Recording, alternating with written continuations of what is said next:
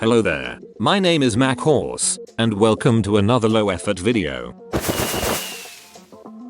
I probably put most of the effort into the intro, didn't I?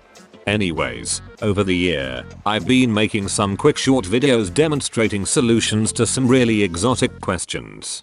So recently, I thought it would be neat to put all of these useful tips together into one compilation video and narrate them. Without further ado, let's get into these random Discord tutorials. Here is an easy way to equip items onto already recorded actor without re-recording it. Select the replay and click on Edit Record button. If you already have yellow blocks, which are equip actions, you can simply replace the item in the item slot. However, if there are no equip actions, you can create them yourself. Simply click on the plus button, find equip action in the list, set up the slot you want the item to be equipped for, and then simply pick the item. This allows you to fix equipment slots, in case you forgot to equip some items before recording the actor. Accidents sometimes happen, and if you accidentally demorph during recording of one of the characters, here is how it looks.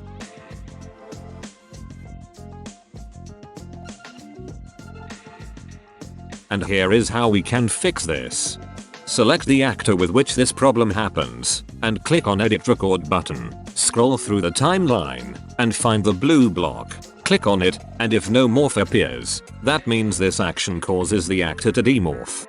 Simply remove it by clicking on the minus button. And once you play it back, it will work again.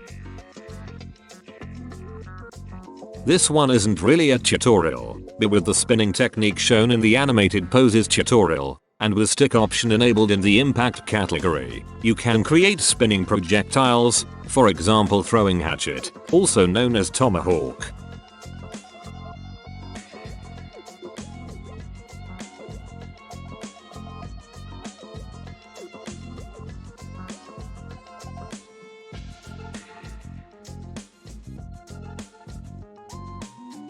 Here is a neat trick many users can use for uploading videos. With ffmpeg, you can compress videos. I live nowhere near a big city, so the upload speed here is quite low, so I always compress my videos, like this one, before uploading it. Open up command prompt.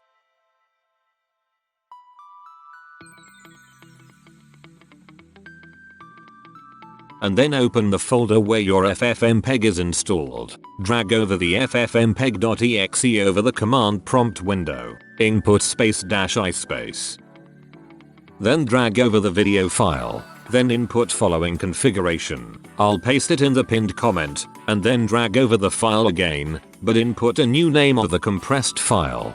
And finally press enter key. Once ffmpeg will finish its job, you'll get a smaller file. It really depends on the footage, but most of the time, it makes the file size less than the half of original file size. If you want to use the particle morph with blockcrack vanilla type particle, you might encounter some problems setting up specific blocks breaking particles. If you'll try setting up the default state of the block, it's easy. However, if you want to set up Orange Wool's blockcrack, that's where the fun begins. So take your calculator app and switch it to Programmer's Calculator. To find out the ID for the orange wool particle, we'll need two numbers, the numerical ID of the block, and the meter value. You can look it up in the inventory. The first number is the numerical block ID, and the other one is meter. If you can't see these numbers, press F3 plus H in the world, and that should enable advanced item tooltips. Then, go to Calculator, and first, we input the meter value, in case with orange it's 1, and then we bit shift it to the right by 12. Then add block's numerical ID to this number, which is 35. Then you can input that value into the additional argument of particle morph. And there you go. Here is the same thing done with light blue wool particle.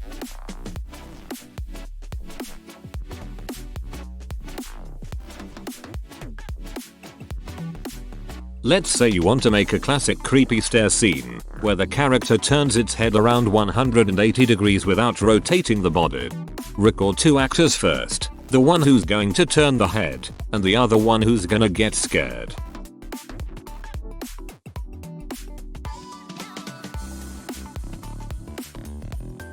Once both actors recorded, we need to find ticks at which we want to lock the body. In this case it's between 69 and 189. Then you'll need to use the record clean command, which allows to modify frame properties of the player recording. Specify the recording id.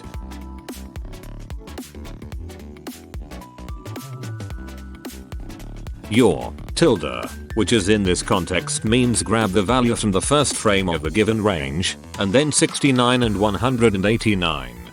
This command will lock the body between 69 and 189 ticks.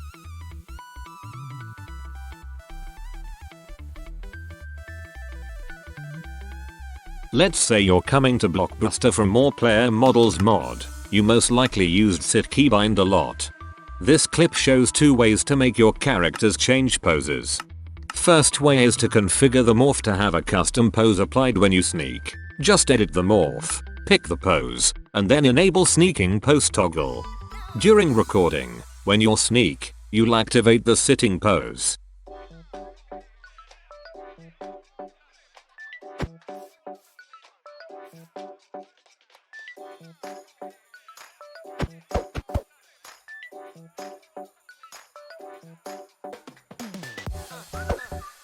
The second way is to edit the player recording in the camera editor and add a desired tick or morph action with a custom pose.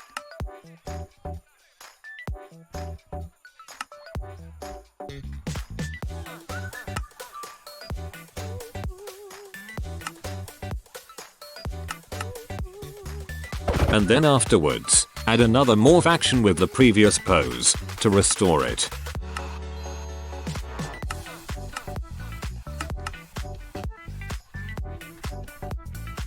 These are the two ways of changing to desired pose. And final clip for today shows how to transform a sequencer into player recording. Basically, all you need to do is to take morphs from the sequencer, acquire all of them, and then place them down based on the offset of the sum of durations from previous sequences. The reason for you to do this, if you initially configured the scene with sequencers, like Etho shown in the high school practical tutorial, is because it's much harder to sync the actions within camera editor with sequencer, rather than separate morph actions.